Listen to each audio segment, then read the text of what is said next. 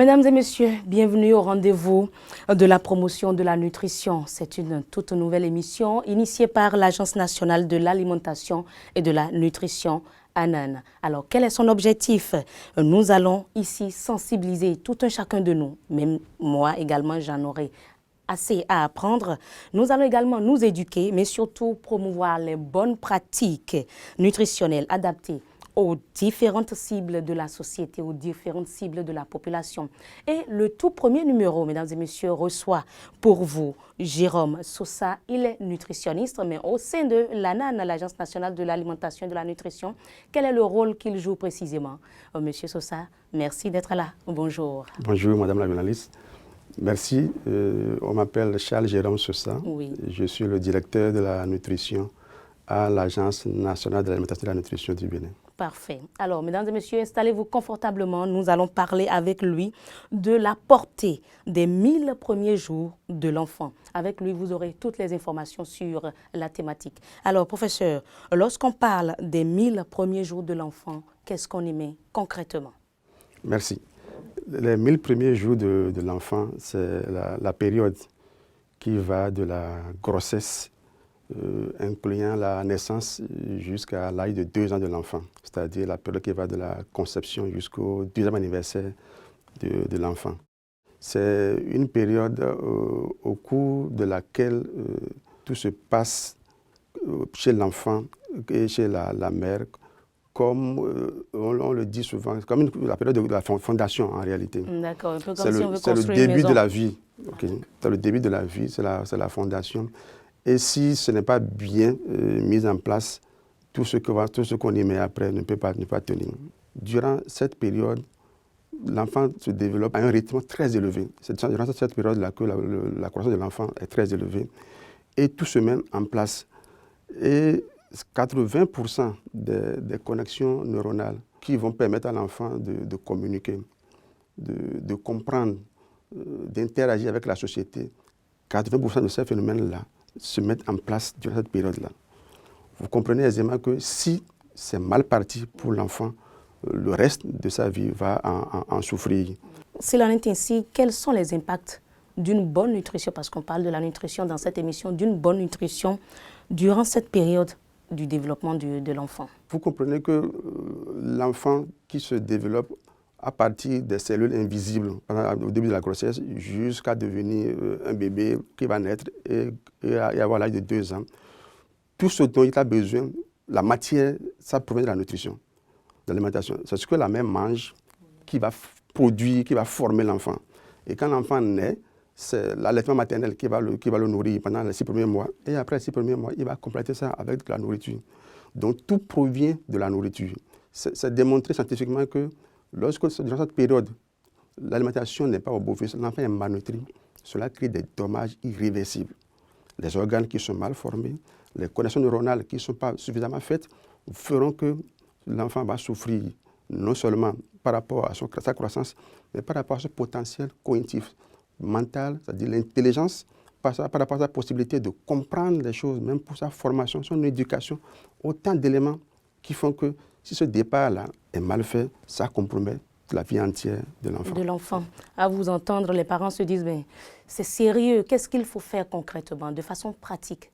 Quels conseils avez-vous à donner aux parents, surtout les mères qui sont au cours de cette période de la vie, beaucoup plus avec les enfants? D'abord, pendant la grossesse, il faut absolument respecter les conseils de la sage-femme, c'est-à-dire le ménage doit soutenir la femme pour pouvoir lui apporter l'alimentation qui lui convient. Durant cette période, elle n'est pas seule. Ce qu'elle va manger va nourrir elle-même, mais aussi va participer au développement de l'enfant. Tout provient de la mère chez l'enfant. Donc, la mère doit pouvoir consommer non seulement les 3 groupes d'aliments qu'on enseigne souvent en communauté, elle doit consommer des aliments de force, c'est-à-dire qui regroupent la pâte, le maïs, l'igname, le sorgho, le blé, ainsi de suite, mais aussi des aliments d'entretien, à savoir les vitamines qui vont provenir des fruits, des légumes, mais aussi des éléments de croissance qui sont nécessaires pour l'enfant qui est dans son ventre, c'est-à-dire l'œuf, le poisson, la viande, ainsi de suite. Ces 3 groupes d'aliments sont indispensables à la Ça, mère. c'est lorsque l'enfant est dans le ventre. Tout à fait. Maintenant, lorsque Lorsque l'enfant l'enfant naît, oui. les 6 premiers mois, vous savez, c'est l'allaitement maternel exclusif. Donc l'enfant est nourri au lait, il faut respecter ça. Mais la mère, pour produire le lait, a besoin aussi d'être nourrie convenablement. Donc un travail à faire d'abord sur la mère Sur elle-même. la mère elle-même, puisque le lait maternel provient de la mère.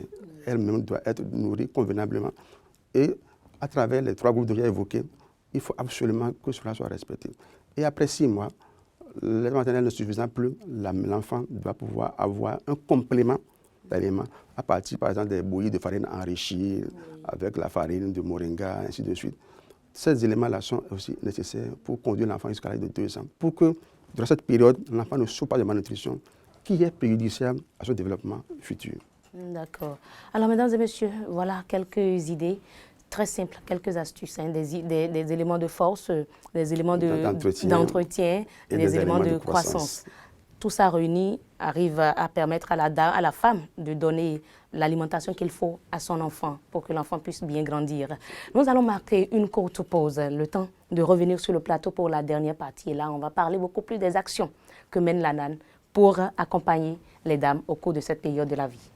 Les 1000 premiers jours de vie d'un enfant, du début de la grossesse jusqu'à 2 ans, sont une période cruciale pour bâtir un avenir solide. C'est la fenêtre d'or où tout se joue. Sa croissance, sa santé, son intelligence et sa motricité. Pendant la grossesse, la mère doit bien manger du mil, du maïs, des légumes verts, du poisson et des fruits locaux pour renforcer son bébé. Après la naissance, l'allaitement maternel exclusif jusqu'à 6 mois protège et nourrit l'enfant. De 6 à 24 mois, il est essentiel d'ajouter une alimentation diversifiée. Céréales, légumes, fruits, viande ou poissons et un peu de lait. Une bonne nutrition pendant les 1000 premiers jours protège l'enfant contre les maladies et lui garantit un avenir plus brillant. Investir dans les 1000 premiers jours, c'est investir dans l'avenir de nos enfants et de nos communautés. Ceci est un message de l'Agence nationale de l'alimentation et de la nutrition. ANAN, comprendre pour agir en faveur de la nutrition. Vous suivez votre émission, la toute nouvelle initiée par l'Agence nationale de l'alimentation et de la nutrition, les rendez-vous de la promotion de la nutrition pour mieux comprendre les astuces, les bonnes pratiques pour une bonne nutrition. Et au cours de ce tout premier numéro, nous sommes avec professeur Charles Jérôme Sosa, nutritionniste, pour parler de la portée des 1000 premiers jours de l'enfant. Alors, à présent, pour cette dernière partie de l'émission, professeur, nous allons parler des actions que mène l'Agence nationale de l'alimentation et de la nutrition pour accompagner les mères et les ménages dans cette période très capitale pour l'enfant, pour le développement de l'enfant. Alors, que fait l'ANAN pour réussir les 1000 premiers jours de l'enfant? Merci, madame la journaliste. Vous savez, il y a de richesses que d'hommes. Donc, comment faire pour qu'à travers la nutrition, la population béninoise se porte mieux et contribue davantage au développement du pays? C'est là le credo de l'ANAN. Et qu'est-ce que nous faisons? Il y a tout le cycle de la vie, depuis la grossesse, l'enfance, l'adolescence et de suite. Mais il y a une période qui est critique, dont on vient de parler. Vous savez, c'est le début de la vie, c'est la fondation. Donc la période des 1000 premiers jours. L'ANAN veut travailler sur cette période pour ce commencement. Et là, nous sommes en train de mettre en place un projet qui est appelé le projet de supplémentation nutritionnelle durant la période des 1000 premiers jours, qui contribuera à renforcer tout ce qui se fait déjà en matière de nutrition pour cette période, afin que les enfants, durant cette période-là, puissent bien se porter et être mieux lancés pour le développement de notre pays. Concrètement, ça va se passer comment? Ce projet, c'est un projet révolutionnaire qui va se passer de cette façon. Il y aura des suppléments nutritionnels, c'est-à-dire ce sont des concentrés de nutriments avec des vitamines, d'accord? Une forme pour les enfants de 6 mois à 24 mois, une forme pour les femmes enceintes et les femmes qui allaitent. Et ces suppléments leur seront offerts gratuitement. Les femmes enceintes à l'occasion de la consultation prénatale, les femmes allaitantes à l'occasion des consultations postnatales et les enfants à l'occasion des vaccinations et de la consultation pour le suivi de l'enfant sain. Donc, dans les centres de santé, ces suppléments seront offerts et Cela se fera de manière progressive et va couvrir tout le territoire en allant progressivement en fonction des communes les plus affectées par rapport à ça.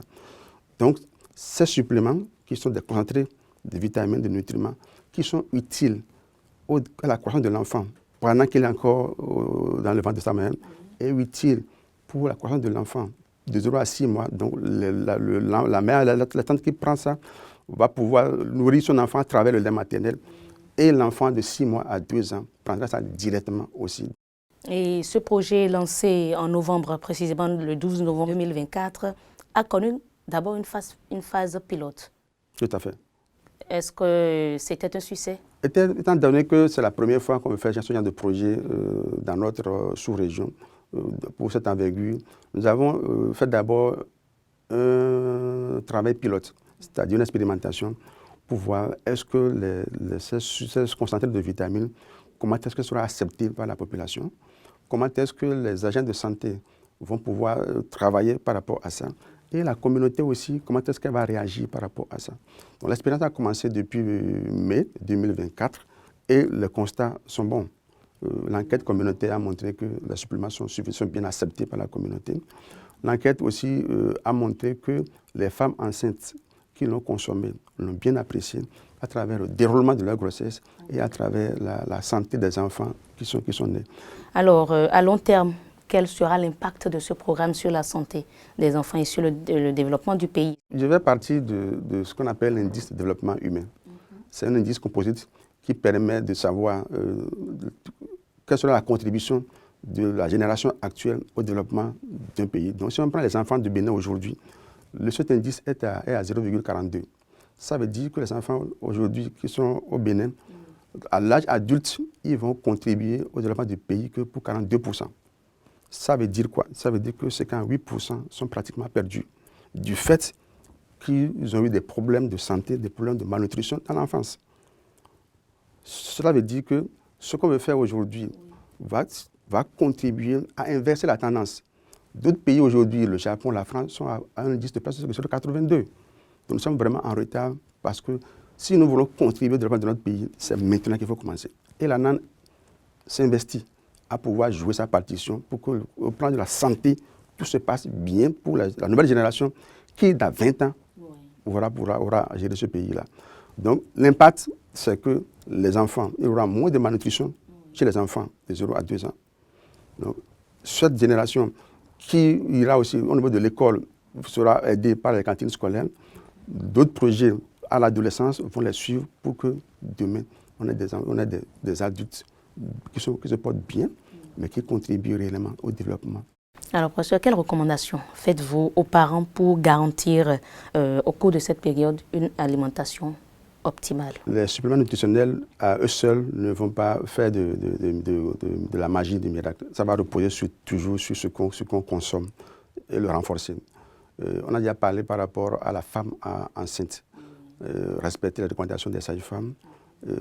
Le ménage doit l'aider à consommer suffisamment, les éléments d'entretien, les éléments de croissance et les éléments de force qui sont la base de l'alimentation. L'enfant qui naît de 0 à 6 mois, c'est l'allaitement maternel exclusif. Le lait maternel à lui seul suffit pour couvrir tous les besoins de l'enfant jusqu'à l'âge de 6 mois. Après 6 mois, à partir du sevrage, le lait maternel seul ne suffit plus. Donc il faut compléter par ce que nous appelons l'alimentation de complément. Et ceci, c'est de manière progressive. Donc déjà, à partir de 6e mois, il faut commencer par ajouter des substances qui sont semi-liquides et aller progressivement. C'est quoi?